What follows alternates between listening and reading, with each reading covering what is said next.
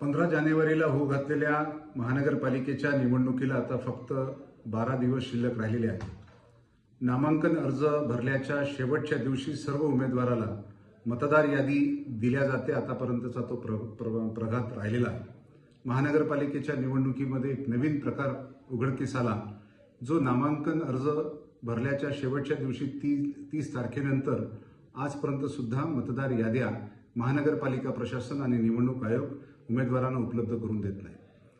सर्वच राजकीय पक्षाच्या उमेदवारांना निशुल्क मतदार याद्या देणं अपेक्षित असताना त्या मतदार याद्यासाठी 10,000 हजार रुपयाची किंमत महानगरपालिका प्रशासनानं आणि निवडणूक आयोगानं या दरपत्रकाच्या माध्यमातून लावलेली आहे.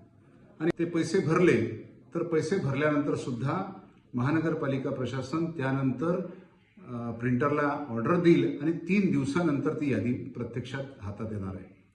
आणि हा मतदार यादी उमेदवारांच्या हाती लागू नये, त्याला विलंब व्हावा आणि मतदार यादी त्याच्या हातात आल्यानंतर, बूथनिहाय मतदार यादी हातात आल्यानंतर ते मतदार आयडेंटिफिकेशन होऊ नये आणि मोठ्या प्रमाणात मतदार याद्यांमध्ये जो घोळ झालेला आहे, घोळ केलेला आहे, तो लपवण्यासाठी मतदार याद्या देण्यासाठी विलंब लावण्याचं काम निवडणूक आयोग आणि महानगरपालिका प्रशासन करताना आपल्याला दिसून राहिलेलं आहे.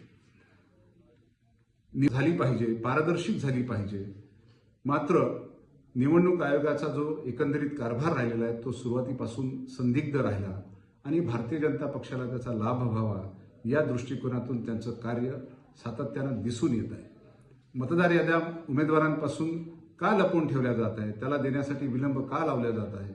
जर आपल्याला माहिती आहे की जर निवडणूकची तारीख निश्चित झालेली आहे, अंतिम मुदत संपलेली आहे उमेदवारी अर्ज भरण्याची, तर तात्काळ त्या मतदार यादी बूथनिहाय उपलब्ध करून देणं हे निवडणूक आयोगाचं कर्तव्य काम असताना सुद्धा निवडणूक आयोग यामध्ये कुचराम करते आहे, त्यांच्या कर्तव्याचं पालन करत नाही.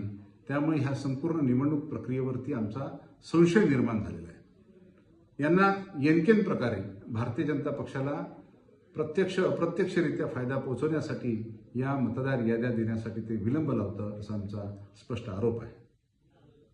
ठीक आहे.